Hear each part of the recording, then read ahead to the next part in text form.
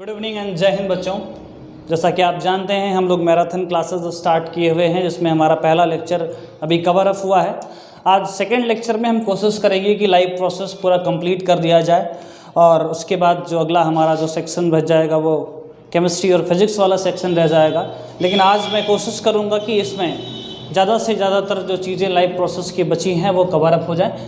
Last classes में हम लोगों ने जो न्यूट्रिशन वाला सेक्शन था वो ख़त्म कर चुका है। अब हम बिना टाइम वेस्ट किए सीधे सीधे स्टार्ट करेंगे रेस्पिरेशन। जैसा आप जानते हैं कि रेस्पिरेशन का मतलब होता है process of production of energy by using food, यानी कि हम फूड को लेकर के एनर्जी का प्रोडक्शन करते हैं। That will be either in the presence of oxygen और in the absence of oxygen. ये ऑक्सीजन के प्रेजेंस में भी हो सकता है और ऑक्सीजन के एब्सेंस में भी हो सकता है। अगर ऑक्सीजन के प्रेजेंस में हुआ तो एरोबिक रेस्पिरेशन और एब्सेंस में हुआ तो एनारोबिक रेस्पिरेशन कहलाता है। अगर मैं रेस्पिरेशन की बात करूं तो रेस्पिरेटरी जो सबस्ट्रेट हमारे सेल के अंदर होता है वो होता है ग्लूकोज, ठीक है। और ग्लूकोज का जो केमिकल फार्मूला बनता है वो होता है C6H12O6। अब क्या होता है कि हमारे सेल के अंदर इस ग्लूकोज का ब्रेकडाउन किया जाता है, जो कि दुनिया के सभी तरह के रेस्पिरेशन के अंदर कॉमन होता है। सेल के अंदर ग्लूकोज को ब्रेक डाउन किया जाता है, तोड़ा जाता है, जो दुनिया के सभी तरह के रेस्पिरेशन के अंदर कॉमन होता है। और ये घटना सेल के जिस हिस्से में होती है उसका नाम है साइटोप्लाज्म। इसको साइटोप्लाज्म या साइटोसॉल भी कहते हैं। क्या कहते हैं? साइटोसॉल भी कहते हैं। जिसमें क्या होता है जी, 2 मॉलिक्यूल ऑफ पायरुविक एसिड बनती है। पायरुविक एसिड का जो केमिकल फार्मूला लिखते हैं तो वो 3 कार्बन का एक कंपाउंड होता है। You can see here 1, 2 and 3। तो 3 कार्बन का आपको कंपाउंड मिला, जो कि नाम कहलाया जा रहा है पायरुविक एसिड। अब इस पायरुविक एसिड को अलग अलग लिविंग ऑर्गेनिज्म, एक चीज़ ध्यान रखिएगा कि ग्लाइकोलिसिस के दौरान पायरुविक एसिड बनने के साथ साथ very little amount of energy भी निकलती है। This process is common into the all type of respiration. तो आपसे पूछा जा सकता है कि which step is the common into the all type of the respiration, तो आंसर होगा जी ग्लाइकोलिसिस। इस प्रोसेस को क्या कहते हैं? इस प्रोसेस को ग्लाइकोलिसिस कहते हैं। Glycolysis the process which is common into the all type of the respiration. अब ये पायरुविक एसिड 3 अलग अलग स्टेप में यूज की जा सकती है। अगर मैं पायरुविक एसिड को लैक ऑफ ऑक्सीजन में यूज करता हूँ तो बनाएगा कौन सी एसिड? लैक्टिक एसिड बनाता है।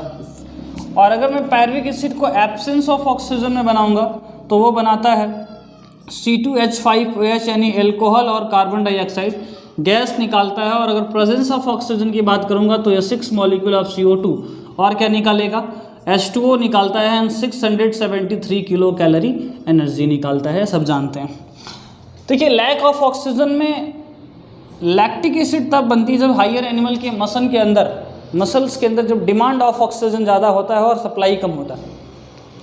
तो ऑक्सीजन के कमी में क्या होता है, हमारी मसल रेस्पिरेशन की घटना को अंजाम देती है, जिसमें वो लैक्टिक एसिड बनाती है and very little amount of energy निकालती है। एब्सेंस ऑफ ऑक्सीजन में ईस्ट जो होता है most of the time जाइमेज enzyme के प्रेजेंस में फर्मेंटेशन की घटना को अंजाम देता है और एल्कोहल के साथ साथ कार्बन डाइऑक्साइड निकालता है and very little amount of energy भी निकलती है। प्रेजेंस ऑफ ऑक्सीजन में किसी भी चीज़ का अगर कंप्लीट कंबस्शन होता है तो very large amount of energy निकलती है। On average 673 kilo calorie energy निकलती है, जिस एनर्जी को हम क्या करते हैं? ATP में कन्वर्ट करते हैं। आपको बता दें कि एक ATP को बनाने के लिए ऑन एवरेज 7.3 किलो कैलोरी पर मोल, या फिर कह सकते हैं कि 30.5 किलो जूल पर मोल एनर्जी की ज़रूरत पड़ती है। और इस तरह से 673 किलो कैलोरी एनर्जी से हमारी बॉडी में मात्र 38 ATP बन पाता है। अब क्वेश्चन पूछा जाता है कि अगर 38 ATP से 7.3 को मल्टीप्लाई किया जाए तो ये ऑन एवरेज 280 के आसपास आता है, जबकि एनर्जी निकली 673 किलो कैलोरी। तो बाकी एनर्जी कहाँ गई? तो बोलते हैं रेस्पिरेटरी लॉस में चली गई। तो रेस्पिरेशन जो होता है वो 40% एफिशिएंट होता है। रेस्पिरेशन की जो घटना होती है वो 40% एफिशिएंट होती है, यानी 60% एनर्जी लॉस ही हो जाती है। तो ये जो स्टेप आप देख रहे हैं ये है रेस्पिरेशन, जिसमें आपको क्या याद रखना है कि ग्लूकोज पायरुविक एसिड में कन्वर्ट होता है और ग्लूकोज जब पायरुविक एसिड में कन्वर्ट होता है तो इस प्रोसेस को ग्लाइकोलिसिस कहते हैं। इस प्रोसेस को क्या कहते हैं? ग्लाइकोलिसिस कहते हैं, ये ध्यान रखना है। अब चीज़ों को आगे बढ़ाना है। रेस्पिरेशन से रिलेटेड बातचीत कर लिया। मैंने कहा कि रेस्पिरेशन एक ऐसी फिनोमेना है जिसमें हम भोजन को लेकर के क्या करते हैं? एनर्जी का प्रोडक्शन करते हैं। इस एनर्जी का प्रोडक्शन ऑक्सीजन के प्रेजेंस में भी हो सकता है, ऑक्सीजन के एब्सेंस में भी हो सकता है। अगर ऑक्सीजन के प्रेजेंस में हुआ तो एरोबिक रेस्पिरेशन कहलाएगा, एब्सेंस में होगा तो एनारोबिक रेस्पिरेशन कहलाएगा। ग्लूकोज को हमने क्या करना है? पायरुविक एसिड में बदलना है। इस प्रोसेस को ग्लाइकोलिसिस कहते हैं। It is common into the all type of the respiration.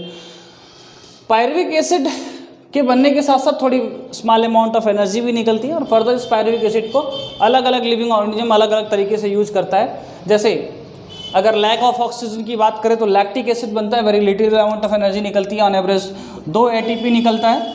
यहाँ बात करते हैं तो very little amount of energy यहाँ भी निकलती है, लेकिन एब्सेंस ऑफ ऑक्सीजन में होता है। मेनी टाइम क्वेश्चन पूछा जाता है कि जो बैक्टीरिया के अंदर एनारोबिक रेस्पिरेशन होता है, जो बैक्टीरिया के अंदर एनारोबिक रेस्पिरेशन होता है वो ऑक्सीजन के प्रेजेंस में होता है कि ऑक्सीजन के एब्सेंस में होता है कि ऑक्सीजन के लैक में होता है?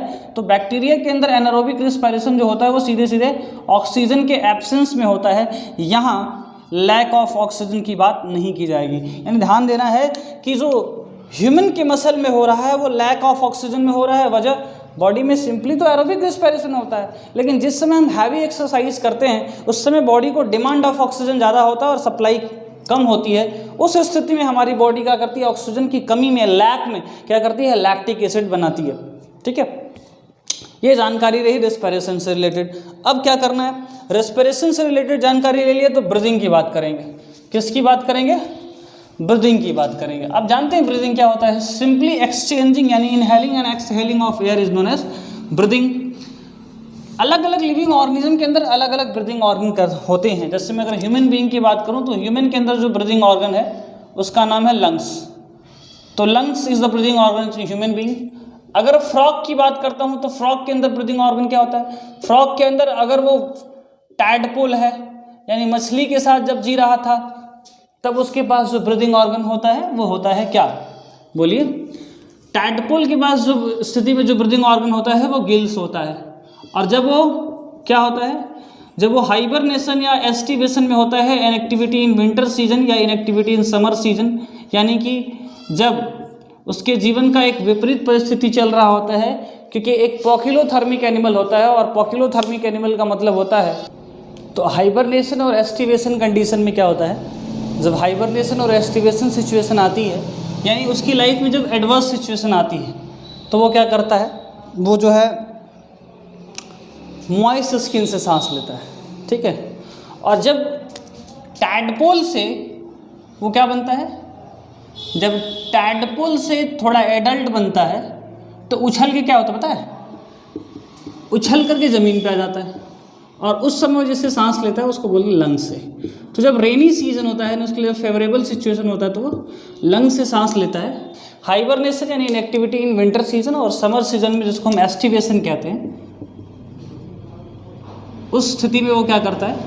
उस स्थिति में वो मॉइस्ट स्किन से सांस लेता है। इन दोनों स्थिति में किसी सांस लेगा? वो मॉइस्ट स्किन से सांस लेता है, गैसेस एक्सचेंज करता है।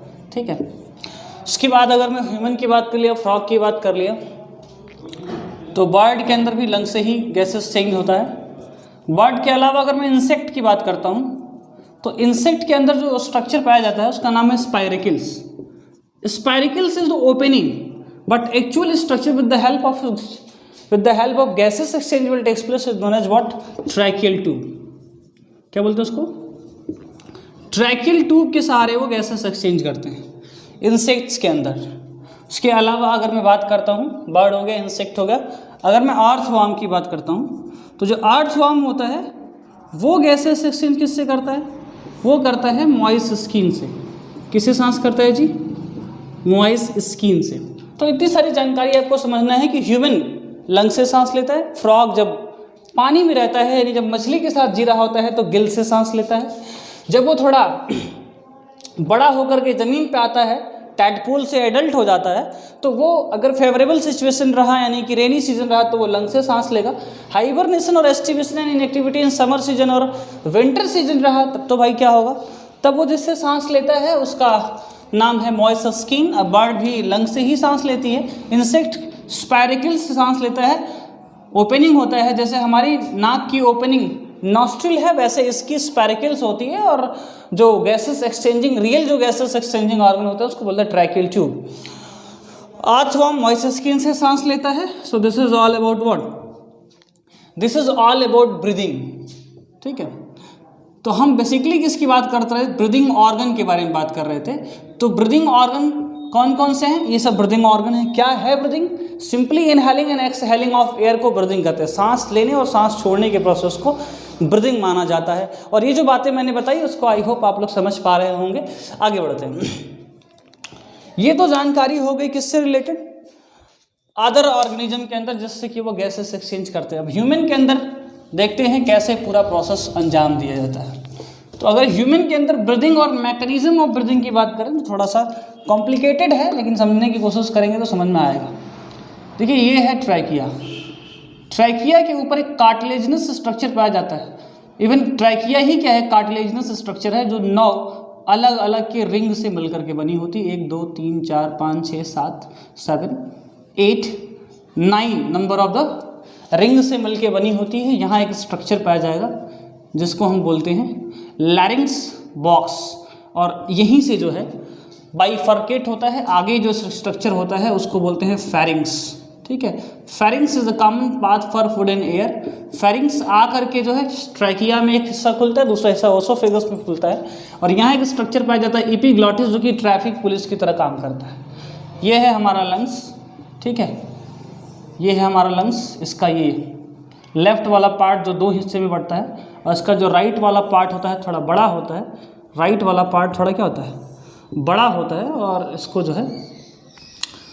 जो है 3 पार्ट में डिवाइड किया जाता है। तो ये हो गया राइट पार्ट और ये हो गया लेफ्ट पार्ट। यहाँ खाली जगह होता है जहाँ हार्ट पाया जाता है।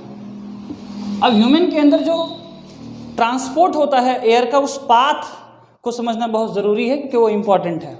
यहाँ एक स्ट्रक्चर पाया जाता है जिसका नाम है डायफ्राम, और यहाँ जो है हमारी रिबकेज है, कुल 12 पेयर होती हैं, बीच में स्टर्नम होता है।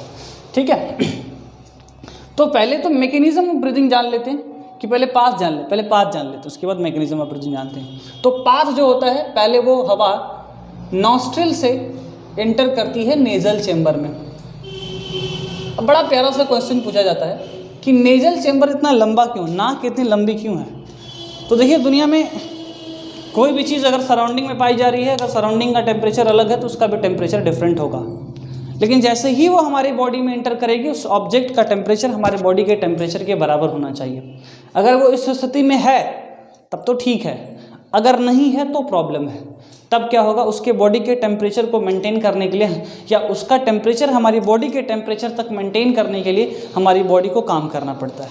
तो जब एयर हमारे नोज़ के अंदर इंटर करता है तो नाक में अंदर फाइन फाइन कैपिलरीज होती हैं। जो नोज़ देख रहे हैं उसके अंदर फाइन फाइन ब्लड कैपिलरीज होती हैं। जैसे ही हवा इसमें इंटर करता है, वो कैपिलरीज इसको अगर हीट एनर्जी है तो उसको रिसीव करती हैं, वाटर थोड़ा सा दे करके उसके टेम्परेचर को कम करती हैं। इसीलिए गर्मियों में देखिएगा ये नाक की जो अंदर की नस है फट जाती है, उसमें से ब्लीडिंग होने लगता है। क्यों, एक ड्राई एयर जब नाक में घुसती है तो वाटर एब्जॉर्ब करती है और यहाँ की जो कैपिलरी है वो फट जाती है, तो ब्लड निकलने लगता है। ठंडी के समय में क्या होता है, इसमें से हीट एनर्जी उसमें जाता है तो ये पूरा रेड हो जाता है, क्योंकि जब मॉइस्ट एयर आ रही है, ठंडी के समय में एयर मॉइस्ट होती है और उसको टेम्परेचर मेंटेन किया जा रहा है अपने बॉडी से, तो उसमें से कुछ पानी निकलते हैं। तो देखिएगा नाक में से हल्का हल्का पानी भी निकलने लगता है और पूरा ये रेड हो जाता है। ठीक है, तो नाक कितनी लंबी इसलिए है क्योंकि ऑक्सीजन जो हवा आ रही है हमारे बॉडी के अंदर, उसका टेम्परेचर बॉडी के टेम्परेचर के बराबर हो जाए लंग्स तक पहुँचते, अदरवाइज उस चीज़ के चलते हमको कुछ ना कुछ प्रॉब्लम्स से सफ़र करना पड़ सकता है। इसीलिए देखिए most of the time prescribe किया जाता है, बताया जाता है कि भैया नाक से ही सांस लो, मुंह से सांस कभी कभी लिया जाता है, नाक से सांस हमेशा लीजिए। इमरजेंसी सिचुएशन में हमारी बॉडी तो सांस लेती ही है। ठीक है, ये तो जानकारी रही नॉस्ट्रिल्स के रिलेटेड, नेजल चैम्बर से रिलेटेड। नेजल चैम्बर के बाद जो पहुंचती है उसका नाम है फेरिंग्स। क्या नाम है, फेरिंग्स। फेरिंग्स के बाद होता है लैरिंग्स, लैरिंग्स के बाद होता है ट्रैकिया, ट्रैकिया के बाद होता है ट्रैकियोल्स, ट्रैकियोल्स के बाद होता है ब्रोंकाई, और ब्रोंकाई के बाद होता है ब्रोंकियोल्स।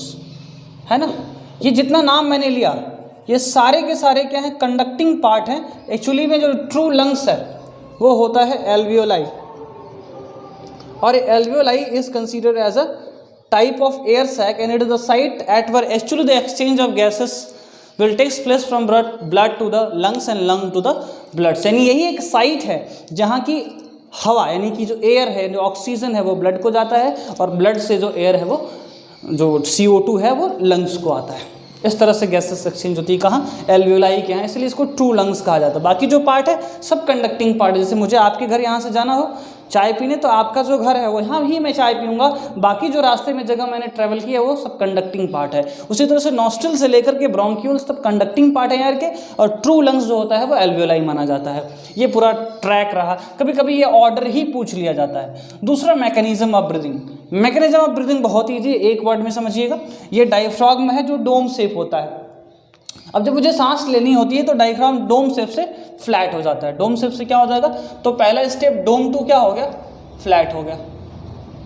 और ये जो रिब केज है वो बाहर की तरफ पुल होंगी। अब ये बाहर की तरफ जब पुल होगी तो वॉल्यूम ऑफ लंग्स क्या होगा, दोनों स्थिति में बढ़ेगा। ये नीचे आएगा तो भी वॉल्यूम का लंग्स का वॉल्यूम बढ़ेगा, और ये बाहर पुल होगा तब भी लंग्स का वॉल्यूम बढ़ेगा। अब देखिए फिजिक्स में पढ़ाया जाता है कि वॉल्यूम बढ़ता है तो प्रेशर घटता है। यानी कुल मिला के कहने की स्थिति ये है कि अगर यहाँ वॉल्यूम बढ़ा तो प्रेशर घटा, और बाहर का प्रेशर ज़्यादा और अंदर का प्रेशर कम, हवा बाहर से अंदर आ जाती है। और इस प्रोसेस से इस तरीके से हम इनहेलेशन ऑफ एयर कर लेते हैं। This is the mechanism of breathing. So firstly diaphragm become dome shape to flat and rib cage pull outward, due to which the pressure of lungs will the volume of lungs will increases and pressure will decreases. Volume क्या होता है, increase हो जाता है, and pressure will decreases, due to which the pressure difference is created from the lungs to the atmosphere, and in this way air will enter in our lungs. और ये जो process होता है एक्टिव प्रोसेस होता है, यानी energy expenditure process होता है, इसमें एनर्जी लगती है। इनहेलेशन की बात किया बेसिकली ये, और जब एक्सहेलेशन करते तो सिंपली हवा छोड़ देते हैं। अब एक चीज़ और समझिएगा, एक साधारण मनुष्य 1 मिनट में 12 बार से लेकर के 16 बार यानी कि 12 टाइम से लेकर के 16 टाइम जो है वो क्या करता है, गैसेस एक्सचेंज करता है। 1 टाइम में वो 500 ml गैसेस एक्सचेंज करता है, जिन्हें हम टाइडल वॉल्यूम कहते हैं। क्या कहते हैं जी, टाइडल वॉल्यूम कहते हैं। अब टाइडल वॉल्यूम मतलब सिंपली सांस लेकर के छोड़ना। इसके अलावा कौन कौन से वॉल्यूम हमारे लंग्स के अंदर इनहेल या एक्सहेल किए जाते हैं ये समझते हैं। एक स्पेसिफिक अमाउंट ऑफ एयर हमेशा हमारे लंग्स के अंदर रहता है, जिससे लंग्स एक एयर बैग की तरह एक दूसरे से चिपके ना। एयर बैग की तरह ऐसा समझिए ना, गुब्बारे की तरह पैदा होते हैं। तो पैदा होने से पहले हमारा लंग्स गुब्बारे की तरह होता है। जैसे ही पैदा होते हैं पीठ पे ठोका जाता है तो सांस लेते हैं, जब सांस लेते हैं तो वो जो गुब्बारा है वो फूल जाता है। अब देखिए छोटा बच्चा कैसे होता है, सांस टांग के रोता है। क्यों भाई, ताकि ज़्यादा से ज़्यादा वो एयर कवर अप कर सके, अपने लंग्स की साइज को बढ़ाने की कोशिश करता है। वो नेचर उसको गवर्न करती है, ठीक है। तो जो स्पेसिफिक अमाउंट ऑफ एयर हमेशा लंग्स के अंदर रहता है उसको रेसिड्यूअल वॉल्यूम कहते हैं, ठीक है। दूसरी जो चीज़ है वो है फोर्सफुल इंस्पायरेशन। बाबा रामदेव क्या करते हैं, सांस जितना ले सकते लोग, दिस इज फोर्सफुल इंस्पायरेशन। और ये जो फोर्सफुल इंस्पायरेशन है इसी को बोलते हैं IRV, यानी इंस्पायरेटरी रिजर्व वॉल्यूम, यानी maximum air after the normal breathing. Normal breathing के बाद जो मैक्सिमम एयर हम इनहेल कर पाते हैं that is inspiratory reserve volume. तीसरी बात जो होती है, मान लीजिए आपने एयर नॉर्मली एक्सचेंज कर रहे हैं, आपका मन किया थोड़ा सा और एयर फूंक दें। जैसे मान लीजिए मोमबत्ती आपको फूंकना, तो क्या करते हैं, सिंपली हवा ले रहे हैं, मोमबत्ती फूंक करते हैं, ऐसे करते हैं। तो वो आपके शरीर के अंदर जो ERV यानी एक्सपायरेटरी रिजर्व वॉल्यूम है उसी को आप फूंक रहे हैं। तो मैक्सिमम एयर जो कि आप फोर्सफुली एक्सपेल कर सकते हैं वो कितना हो सकता है, 1100 ml। कैसे करेंगे, खत्म। यानी कि जो मैक्सिमम एयर आप क्या कर सकते हैं, एक्सहेल कर सकते हैं, वो 1100 ml होता है, और उसको बोलते हैं ERV यानी expiratory reserve volume, that is 1100 ml, ठीक है। तो ये हो गया रेसिडुअल वॉल्यूम, IRV ERV। और जो तीसरा बताया वो क्या बताया, टाइडल वॉल्यूम। अब देखिए टाइडल वॉल्यूम ERV और IRV इसको बोलते हैं वाइटल कैपेसिटी, VC। मतलब वाइटल कैपेसिटी ऑफ लंग्स का मतलब इतना हवा लेके छोड़ा जा सकता है। सिंपली देखिए ऐसे करेंगे, देखिए नॉर्मल सांस लिए दैट इज टाइडल वॉल्यूम, फिर फोर्सफुल लिए कितना, IRV नॉर्मल जो लिया था वो 500 ml IRV, और साथ ही साथ देखिए पहले से ERV जो फोर्सफुल खींचेंगे, तो लेने के बाद अब क्या करें, सिंपली खींच ले पूरा एयर, अब पूरा फेंकिए, ये पूरा एयर फेंक दिया, तो ये सारा एयर फेंका और जो सारा एयर लिया दैट इज वाइटल कैपेसिटी, यानी इतना एयर आप लेके छोड़ सकते हैं। तो क्या क्या लेके छोड़ सकते हैं, ERV, टाइडल वॉल्यूम और IRV, इतना आप क्या कर सकते हैं, लेके छोड़ सकते हैं। तो इसको बोलते हैं वाइटल कैपेसिटी ऑफ लंग्स, यानी कि amount of air that we can practically inhale and exhale, that is vital capacity. और टोटल लंग्स कैपेसिटी की बात करें तो जो वाइटल कैपेसिटी होता है वो 4500 से 4600 ml होगा, ऐड करिएगा, और जो टोटल लंग्स कैपेसिटी होता है वो 5600 के आसपास होता है। This is about what, human being. ये ह्यूमन बीइंग के बारे में जानकारी रही, ह्यूमन के रेस्पिरेटरी सिस्टम से रिलेटेड जानकारी रही, ठीक है। तो रेस्पिरेशन क्या होता है, simply production of energy either in the presence of oxygen और in the absence of oxygen, इसको रेस्पिरेशन कहते हैं। ब्रीदिंग पढ़ लिया, इसके अलावा इसमें कुछ खास नहीं। प्लांट की बात करें तो प्लांट के अंदर स्टोमेटा जो होता है वो दिन में गैसेस एक्सचेंज करने के लिए रिस्पॉन्सिबल होता है। कुछ ऐसे प्लांट होते हैं जिनके अंदर स्टोमेटा रात में भी खुलते हैं। और उसके बाद जो दूसरी स्थिति बनती है वो बनती है कि प्लांट का जो स्टेम होता है उसमें स्टेम वाले एरिया में लेंटिसेल पाए जाते हैं, वो नाक की तरह होते हैं। नाक देखिए 24 घंटा खुला रहता है, तो नाक की तरह वो होते हैं, वो हमेशा खुले रहते हैं, वो हमेशा गैसेस एक्सचेंज करते हैं। लेकिन जो स्टोमेटा है वो दिन में खुलता है, मुंह की तरह। कभी कभी इमरजेंसी में सांस लेते हैं, ऐसे इमरजेंसी सिचुएशन में सांस लेते हैं, हमेशा सांस नहीं लेते हैं। तो ये वाली स्थिति जो आती है वो स्टोमेटा दिन में खुलता है, मुंह की तरह, ऐसा है ना, दिन कभी कभी खुलता है। और जो नाक है वो हमेशा खोली होती है। वैसे प्लांट के अंदर नाक के प्लेस पे क्या पाया जाता है, स्पैरिकल्स पाया जाएगा, सॉरी, नाक के प्लेस पे लेंटिसेल्स पाए जाएंगे। स्पैरिकल्स तो इंसेक्ट में रहता है, लेंटिसेल्स पाए जाएंगे। और प्लांट के अंदर दिन में जो खुलता है वो स्टोमेटा होता है, वो गैसेस एक्सचेंज करने के लिए रिस्पॉन्सिबल होता है, ठीक है। ये जानकारी रही हमारे किससे रिलेटेड, हमारा जो है रेस्पिरेटरी सिस्टम से। अब ट्रांसपोर्ट सिस्टम देखिए बच्चों, ट्रांसपोर्ट सिस्टम में बहुत इजी कंसेप्ट है, इनको एक बार जल्दी जल्दी से कवर अप कर लेंगे तो बेहतर होगा। क्या करना है, जैसे जैसे मैं बताऊंगा वैसे वैसे शॉर्ट नोट्स बनाते चलेंगे, आपको आनंद आएगा, मजा आएगा, और आपको आएगा तो मुझे भी आएगा। चलिए देखिए, देखो बच्चों, अगर मैं ट्रांसपोर्ट सिस्टम से रिलेटेड बातचीत करता हूं तो क्या कहानी बनेगी।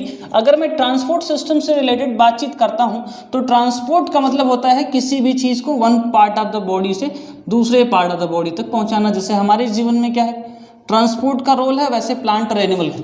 तो ट्रांसपोर्ट सिस्टम की बात करता हूँ। अगर मैं प्लांट की बात करूँ तो प्लांट के अंदर ट्रांसपोर्ट सिस्टम दो तरीके से हो सकता है, जाइलम से होता है और फ्लोएम से होता है। अब जफर जाइलम, जफर जल, जाइलम से क्या होगा, वाटर और मिनरल ट्रांसपोर्ट होंगे, ठीक है। जिस मैकेनिज्म से ट्रांसपोर्ट होते हैं वो दो तरीके का हो सकता है। तो जाइलम से दो मैकेनिज्म से, एक टॉल ट्री और एक स्मॉल। स्मॉल है तो रूट प्रेशर मेथड फॉलो करेंगे, और अगर टॉल है तो क्या करेंगे, टॉल है तो बोलिए, स्मॉल है तो रूट प्रेशर, और जो टॉल है उसको बोलते हैं, उसमें होता है ट्रांसपायरेटरी पुल मेथड, ठीक है। ये दो मेथड होते हैं वाटर का ट्रांसपोर्ट का। फ्लोएम की बात करते हैं तो फ्लोएम के अंदर से फूड ट्रांसपोर्ट होता है। फूड जिस फॉर्म में ट्रांसपोर्ट होता है उसको बोलते हैं सुक्रोज। प्लांट सुक्रोज के फॉर्म में अपना भोजन क्या करता है, ट्रांसपोर्ट करता है। जिस मैकेनिज्म से ट्रांसपोर्ट करता है उसको ट्रांसलोकेशन कहते हैं, ठीक है। और इसका जो मूवमेंट होता है वो मल्टी डायरेक्शनल होता है। और जो जाइलम होता है उसमें जो वाटर का ट्रांसपोर्ट होता है वो यूनिडायरेक्शनल, रूट टू लीफ होता है, यानी कि अगेंस्ट द ग्रेविटी होता है, लेकिन इसमें सभी डायरेक्शन में होता है। अब आते हैं एनिमल। एनिमल की बात करें तो जो हायर एनिमल है उनके बारे में हमको सिर्फ पढ़ना है। तो हायर एनिमल के अंदर बात करें तो ब्लड होता है, ब्लड ट्रांसपोर्ट सिस्टम पाया जाता है, ठीक है। उसके अलावा एक और ट्रांसपोर्ट सिस्टम होता है लिम्फ, यही दो होते हैं। अब लिम्फ की बात करें तो लिम्फ जिस वेसल में बहती है उसको बोलते हैं लैक्टियल्स। क्या बोलते हैं, लैक्टियल्स। तो लिम्फ वेसल्स को क्या बोलेंगे, लैक्टियल्स। लिम्फ को टिश्यू फ्लूइड भी कहते हैं, क्या कहते हैं, टिश्यू फ्लूइड कहते हैं। अब लैक्टियल्स के अंदर फैट का एब्जॉर्प्शन होता है, absorption of fat, absorption of fat, ठीक है। लिम्फ जिस पाइप में बहेगी उसको लैक्टियल्स कहते हैं। It is the medium through which exchange of air, sorry, through which exchange of nutrients, through which exchange of nutrients will takes place from blood to the cell and cell to blood। यानी ये जो है ऐसा medium है जिसके through nutrient का exchange होता है ब्लड से सेल को और सेल से ब्लड को। तो क्या जाना भाई, लिम्फ को टिश्यू फ्लूइड कहते हैं, ग्रुप ऑफ जो सेल है वही इसका सीक्रेशन करती हैं। लिम्फ जिस पाइप में बहती है उसको लैक्टियल्स कहते हैं। यहाँ फैट का एब्जॉर्प्शन होता है। मीडियम होते हैं जिसके थ्रू द क्या होता है, ब्लड से सेल और सेल से ब्लड को क्या करता है, न्यूट्रिएंट एक्सचेंज किया जाता है। इसके कंपोजिशन की बात करें तो ब्लड में से आरबीसी और प्रोटीन को निकाल दीजिए, तो ब्लड में से अगर आरबीसी और प्रोटीन्स को निकाल देंगे तो जो बचेगा that is a what, that is a lymph. Okay, अगली स्थिति क्या है, लिम्फ जो होता है उसमें पाए जाते हैं लिम्फोसाइट सेल, और ये लिम्फोसाइट सेल जब लिम्फ नोड पे पहुंचते हैं जो कि जंक्शन होता है ब्लड और लिम्फ के बीच में, वहाँ वो फैगोसाइटोसिस की घटना को अंजाम कर देते हैं, यानी अगर कोई उसके अंदर बैक्टीरिया वायरस एंटर किया है उसको मार गिराएंगे। ठीक है, अब ब्लड की बात करते हैं। ब्लड में दो हिस्सा होता है, एक होता है प्लाज्मा और एक होता है कार्पसल्स। प्लाज्मा ब्लड का 55% हिस्सा बनाता है, और जो कार्पसल्स होता है वो ब्लड का कितना परसेंट हिस्सा बनाता है, कार्पसल्स ब्लड का 45% हिस्सा बनाता है। अब समझिएगा, जो ब्लड का जो 45% हिस्सा कार्पसल्स बनाता है उसकी बात जानकर के आश्चर्यचकित मत होइएगा। कार्पसल्स के 3 पार्ट होते हैं, WBC, RBC and platelets. WBC का दूसरा नाम क्या होता है, ल्यूकोसाइट। RBC का दूसरा नाम होता है इरिथ्रोसाइट, और प्लेटलेट्स का दूसरा नाम होता है थ्रोम्बोसाइट। ठीक है, तो ये हो गया क्या, ल्यूकोसाइट, ये हो गया इरिथ्रोसाइट, और ये हो गया थ्रोम्बोसाइट। अब चूंकि हमें बहुत ज़्यादा नहीं जाना है, रिवीजन के तौर पे चलना है, तो ल्यूकोसाइट के बारे में जान लीजिए। ये डिफेंस मैकेनिज्म में इन्वॉल्व होती है हमारे बॉडी में, सिर्फ डिफेंस के लिए रिस्पॉन्स होती है। इरिथ्रोसाइट ऑक्सीजन कैरी करने के लिए रिस्पॉन्सिबल होती है, हीमोग्लोबिन पाया जाता है, और जो प्लेटलेट्स होता है वो ब्लड क्लॉटिंग के लिए रिस्पॉन्सिबल होती है। ये जानकारी हो गई किससे रिलेटेड, ये जानकारी हो गई ब्लड से रिलेटेड, यानी ट्रांसपोर्ट सिस्टम से रिलेटेड। अब आता है हार्ट के बारे में। हार्ट के बारे में बात करें तो हार्ट जो होता है उसकी बात करें तो 3 चैम्बर, 4 चैम्बर एंड 2 चैम्बर। ठीक है, कैसे डिफ्रेंशिएट करेंगे, कैसे याद करेंगे, ध्यान दीजिएगा। तो देखिए, हार्ट के बारे में बात करते हैं तो देखो, 2 चैम्बर हार्ट जो पाया जाता है, 2 चैम्बर जो हार्ट पाया जाएगा उसको क्या बोलेंगे, उसको बोलते हैं वेनस ब्लड फ्लो। क्या बोलेंगे, वेनस ब्लड फ्लो बोलते हैं। ठीक है, इसमें सिर्फ और सिर्फ क्या होगा, डीऑक्सीजनेटेड ब्लड फ्लो करेगा। ठीक है, कैसा ब्लड फ्लो करेगा, डीऑक्सीजनेटेड ब्लड फ्लो करेगा। यानी ये कैसा है, ये फिशेस के अंदर कॉमन होता है, तो वेनस ब्लड फ्लो बोलते हैं इसको। डीऑक्सीजनेटेड ब्लड होता है, फिशेस के अंदर कॉमन होता है, और उसके अंदर जो सर्कुलेशन होता है वो सिंगल सर्कुलेशन होता है। बस हो गया। 3 चैम्बर में क्या होगा, 3 चैम्बर में जो होता है वो मिक्स ब्लड बहता है। कैसा ब्लड बहता है, मिक्स ब्लड बहता है। क्वेश्चन पूछा जाता है 3 चैम्बर में कितनी आर्टरी और कितनी वेंट्रिकल्स होती हैं, तो 2 आर्ट्रियोल और 1 वेंट्रिकल्स पाया जाता है। तो 2 atrium, this is right atrium and this is left atrium. तो ये राइट आर्ट्रियम होता है, ये लेफ्ट आर्ट्रियम होता है, और ये है वेंट्रिकल्स। तो इस तरह से 2 आर्ट्रियम और 1 वेंट्रिकल्स पाया जाता है। इधर से क्या होता है, लेफ्ट वाले हिस्से से ऑक्सीजनेटेड ब्लड और राइट वाले हिस्से से डीऑक्सीजनेटेड ब्लड कलेक्ट करके इसमें भेजा जाता है, और ये फिर बॉडी पार्ट को जाता है। इस तरह से इस तरह के सर्कुलेशन को इनकम्प्लीट डबल सर्कुलेशन कहते हैं। कॉमन कहाँ होता है, रेप्टाइल के अंदर और एम्फीबिया के अंदर। ठीक है, ठीक है, तो मिक्स ब्लड बहता है, इनकम्प्लीट डबल सर्कुलेशन होता है। कॉमन कहाँ होता है, रेप्टाइल और एम्फीबिया के अंदर कॉमन होता है। 4 चैम्बर की बात करें तो कुछ रेप्टाइल ऐसे होते हैं जैसे क्रोकोडाइल और एलिगेटर। ठीक है, क्रोकोडाइल, एलिगेटर, मैमल्स और बर्ड। मैमल्स मतलब हम लोग, और बर्ड्स। इनके अंदर क्या होता है, कंप्लीट डबल सर्कुलेशन होता है। ऐसे 4 चैम्बर हार्ट पाया जाता है।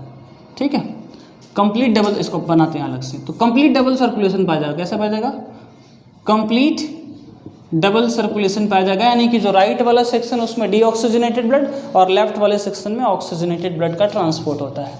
ठीक है, और बस। तो क्रोकोडाइल एंड एलिगेटर और मैमल्स और बर्ड के अंदर, क्रोकोडाइल और एलिगेटर रेप्टाइल हैं, फिर भी क्या होता है, इनके अंदर जो है 4 चैम्बर हार्ट पाए जाने के चलते कंप्लीट डबल सर्कुलेशन देखने को मिलता है। तो 2 chamber heart, 3 chamber heart and 4 chamber heart. अब ह्यूमन के अंदर अगर डबल सर्कुलेशन की बात करें तो देखिए, ये हो गया ह्यूमन का हार्ट। ये रफली बना रहा हूँ, आप उस तरह से मत बनाइएगा, आप जो बुक में बनाया है उसी के हिसाब से चलिएगा। देखिए, यहाँ ट्राइकस्पिड वॉल्व होता है, यहाँ बाइकस्पिड वॉल्व होता है जिसको मिट्रल वॉल्व कहते हैं। अब देखो यहाँ क्या है, यहाँ से बॉडी पार्ट से डीऑक्सीजनेटेड ब्लड आएगा, इसको बोलते हैं क्या, इन्फीरियर वेना कावा, और इसको क्या बोलते हैं, सुपीरियर वेना कावा। ये देखिए राइट आर्टरियम होती है, ये देखिए राइट वेंट्रिकल के बाद ये राइट वेंट्रिकल है, ये देखिए लेफ्ट आर्टरियम है, और ये देखिए लेफ्ट वेंट्रिकल है। अब देखिए जो राइट वेंट्रिकल है उससे क्या होता है, ब्लड को पहुंचाया जाता है लंग्स में, जहाँ की प्योरीफिकेशन होगा। तो राइट वेंट्रिकल से लंग्स को जब ब्लड लेके जाता है उसका नाम है pulmonary vein, sorry pulmonary artery. कौन सा आर्टरी, पल्मोनरी आर्टरी। तो पल्मोनरी आर्टरी क्या करती है जी, पल्मोनरी आर्टरी जो है राइट वेंट्रिकल से लंग्स को ब्लड ले जाती है, ये ध्यान रखना है। तो ये आर्टरी है, आर्टरी हमेशा ब्लड सप्लाई करती है, ये ध्यान रखिएगा, ठीक है। अच्छा, यहाँ जो वॉल पाया जाता है इसको बोलते हैं सेमी लूनार वॉल, और यहाँ से जो बॉडी पार्ट को, हार्ट को जो ब्लड ले जाएगा, ठीक है, ध्यान दीजिएगा, यहाँ है सेमी लूनार वॉल्व, ठीक है। तो सेमी लूनार वॉल्व अगर देखिए तो यहाँ क्या होता है, लेफ्ट वेंट्रिकल से ब्लड बॉडी पार्ट को भेजा जाएगा, जिससे भेजा जाएगा उसको बोलते हैं एरोटा। अब देखिए यहाँ से इम्प्योर ब्लड गया लंग्स में, लंग्स में प्यूरिफाइड होकर के पल्मोनरी वेन के सहारे, इसमें वॉल्व पाई जाती है, पल्मोनरी वेन के सहारे वो लेफ्ट आर्टरी में जाता है, लेफ्ट आर्टरी से लेफ्ट वेंट्रिकल में जाता है, और इस तरह से कंप्लीट डबल सर्कुलेशन हो गया। ये है वेन जिसमें वॉल्व पाई जाएंगी, ठीक है। अब आता है आर्टरी और वेन में डिफरेंस। क्या जानते हैं आर्टरी और वेन में? आर्टरी में वनली ऑक्सीजनेटेड ब्लड बहता है, नहीं, आर्टरी हमेशा ब्लड सप्लाई करती है, ये हमेशा सही है। वेन हमेशा ब्लड कलेक्ट करती है, ये भी सही है। आर्टरी ऑक्सीजनेटेड सप्लाई करती है एक्सेप्ट पल्मोनरी, ध्यान समझिए, आर्टरी ऑक्सीजनेटेड ब्लड सप्लाई करती है एक्सेप्ट कौन सी, पल्मोनरी आर्टरी। और वेन हमेशा ब्लड करती है कौन सी, डीऑक्सीजनेटेड ब्लड कलेक्ट करती है एक्सेप्ट कौन सी, पल्मोनरी वेन। पल्मोनरी वेन नहीं करती है ऐसा, ठीक है। उसके बाद देखिए इसका जो ल्यूमेन होता है वो नैरो होता है, ल्यूमेन कैसा होता है, नैरो होता है। और वॉल क्या होगा, वॉल जो होता है वो थिक होता है, ठीक, इसका उल्टा हो जाएगा। और कुछ जानते हैं, इसमें ब्लड प्रेशर हाई होता है और इसमें ब्लड प्रेशर क्या होता है, कम होता है। तो ये आर्टरी और वेन में कुछ डिफरेंस हो गए जिससे कि क्वेश्चन बनाए जा सकते हैं। तो हार्ट के बारे में जान लिया, आर्टरी और वेन में डिफरेंस जान लिया, ब्लड और लिम्फ में डिफरेंस जान लिया। ये पूरी जो जानकारी रही वो किससे रिलेटेड रही, ट्रांसपोर्ट सिस्टम से रिलेटेड रही। अब देखिए ह्यूमन हार्ट का स्ट्रक्चर कभी कभी दे देगा और 3-4 नंबर दे देगा और बोलेगा बताइए इसमें से ये कौन कौन है, तो इसलिए लेवल डायग्राम पे फोकस करिएगा, ठीक। अब आते हैं एक्सक्रीशन पे, सॉरी एक्सक्रीशन से आने से पहले 2-3 बातें और रह गई हैं ह्यूमन हार्ट से रिलेटेड, वो बता दें। एक साधारण मनुष्य जो होता है वो एक बार में जो ब्लड पंप करता है वो 70 ml होता है। हमारा हार्ट वन टाइम में 70 ml जो है ब्लड पंप करता है, 70 ml ब्लड पंप करता है, जिसको हम बीट वॉल्यूम कहते हैं। क्या कहते हैं, बीट वॉल्यूम कहते हैं, ठीक है। 1 मिनट में जो हमारा हार्ट है वो लगभग 72 टाइम मल्टीप्लाई करता है, तो 72 टाइम बीट करता है, तो 72 को 70 से मल्टीप्लाई करेंगे तो ऑन एवरेज 5000 ml आएगा, यानी कि पूरे बॉडी का ब्लड वो 1 मिनट में पंप कर देता है। अब देखिए ब्लड प्रेशर जिस इंस्ट्रूमेंट से मेजर किया जाता है उसको बोलते हैं स्फिग्मोमैनोमीटर। क्या बोलते हैं, स्फिग्मोमैनोमीटर। क्या बोलते हैं, स्फिग्मोमैनोमीटर बोलते हैं। दूसरी चीज़ क्या है,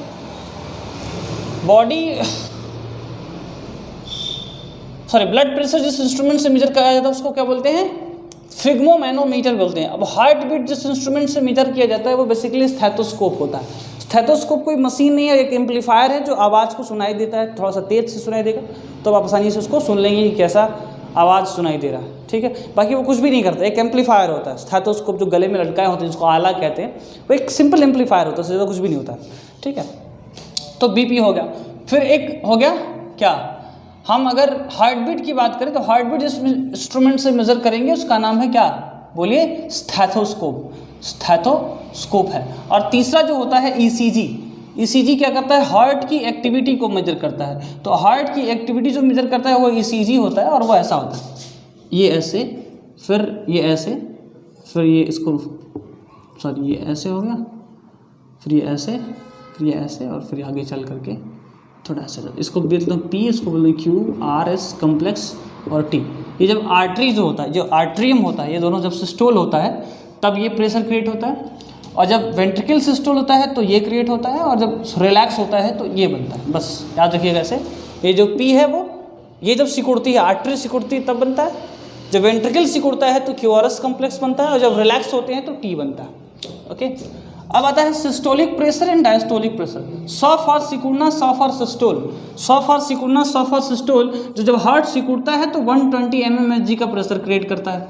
और D for dilate and D for diastole, जब डायस्टोल यानी डायलेट होता है तो 80 mmHg का प्रेशर क्रिएट करता है। तो इस तरह से जो हम हार्ट ब्लड प्रेशर मेजर करते हैं, नॉर्मल ह्यूमन बीइंग का जो ब्लड प्रेशर होना चाहिए वो 120 mm/80 mmHg होना चाहिए। सिंपली होना चाहिए। 10-20 इधर उधर हो तो कोई दिक्कत नहीं है। हाँ, पता चला 40-50 इधर उधर है तो कहानी है भाई सब। हाई ब्लड प्रेशर अगर किसी को हो जाता है तो उसके लिए मार्केट में दवा आती है एम्लोडिपिन, एम्लोकाइन के नाम से, उसको लेते हैं लोग ट्रीट करने के लिए।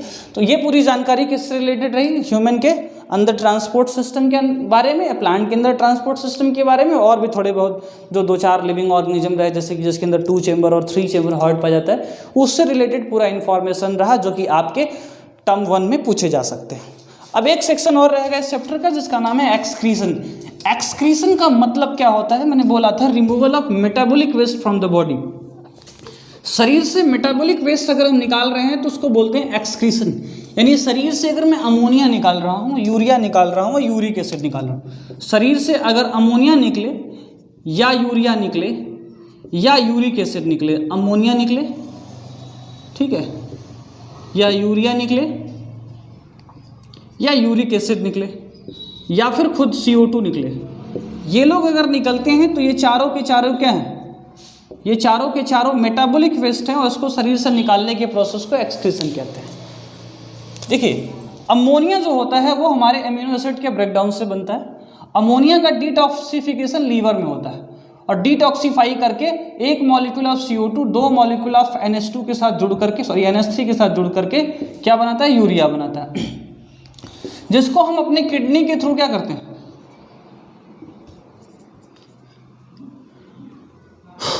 किडनी के थ्रू क्या करते हैं जी?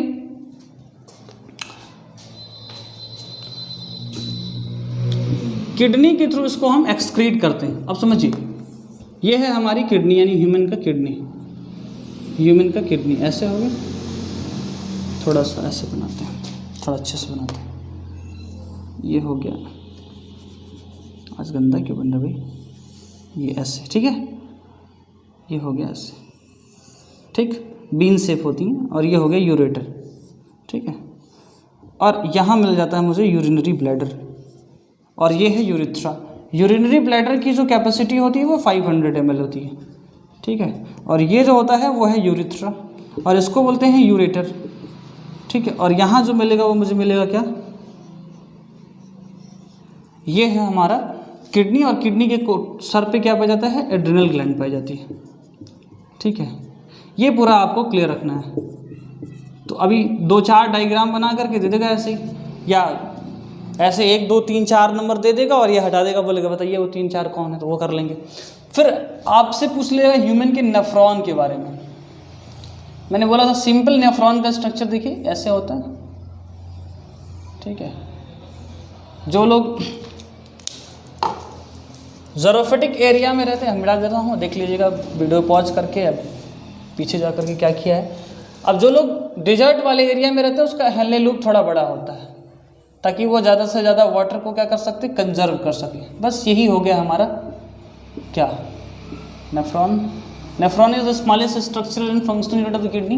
अब यहाँ आ करके क्या होगा जी, यहाँ आ करके ये प्योरीफाइड होगा, यहाँ फिल्ट्रेशन होगा, यहाँ डायमीटर ज़्यादा है, यहाँ कम है। इसको बोलते हैं अफरेंट आर्टरी और इसको बोलते हैं इफरेंट आर्टरी, ठीक है। ये है बॉमेन कैप्सूल, इसका नाम है PCT, यहाँ most of the nutrient absorb किए जाते हैं। इसको बोलते हैं हेनले लूप, ठीक है, क्लियर। ये हो गया हेनले लूप। ये पार्ट डिसेंडिंग है और ये पार्ट असेंडिंग है। वो वाटर के लिए परमिएबल होता है और ये मिनरल्स के लिए परमिएबल होता है। सब साफ हो गया तो यहाँ DCT में जो एक्स्ट्रा अमाउंट ऑफ वाटर उसको रीअब्जॉर्ब कर लिया जाता है। और कलेक्टिंग डक्ट, ये जो हिस्सा है वो है कलेक्टिंग डक्ट। एक चीज़ हमेशा ध्यान रखिएगा, collecting duct is not a part of kidney. ये किडनी का पार्ट नहीं होता है, not the part of kidney, ये किडनी का पार्ट नहीं होता है। कलेक्टिंग डक्ट किडनी का पार्ट नहीं होता है। अब देखिए क्या है, इतनी सारी अगर बातें समझ में आ गई, किसी का किडनी फेल हो गया तो उसको ठीक करने के लिए, या फेल हो गया तो उसके शरीर से मेटाबॉलिक वेस्ट को निकालने के लिए हम एक आर्टिफिशियल मेथड फॉलो करते हैं जिसको बोलते हैं हीमोडायलिसिस। प्लांट अपना एक्सक्रीशन लीफ के थ्रू कर लेता है या फिर स्टोमेटा के थ्रू कर लेता है। लीफ फॉल होती है तो जो भी एक्सक्रीटरी प्रोडक्ट उसके बॉडी में कंजर्व होते हैं वो सब निकल जाते हैं। तो ये पूरी जानकारी हमको लगता है लाइफ प्रोसेस से रिलेटेड रही। थोड़ी बहुत छूट हो गई होगी तो आप क्लास में डिस्कस कर लीजिएगा या हमको मैसेज करके डिस्कस कर लीजिएगा। एक हमारा टोल फ्री नंबर है, इस पर 8887937913। आप कभी भी इस पर मैसेज करके हमसे क्वेश्चन पूछ सकते हैं, खाली रहे तो जवाब जरूर देंगे आपको। ठीक है, तो ये पूरी जो जानकारी रही इस पूरे चैप्टर से रिलेटेड, इसको समझिए, इसको थोड़ा सा अपने माइंड में कलेक्ट करिए। और इस तरह से मैंने जो मैराथन क्लासेस लेके चल रहा था उसका दूसरा लेक्चर खत्म होता है और लाइव प्रोसेस भी खत्म होता है। So for the today it is sufficient for you. Will meet again in the next class with a very high energy, a lot of knowledge and fun. Thank you and have a good day.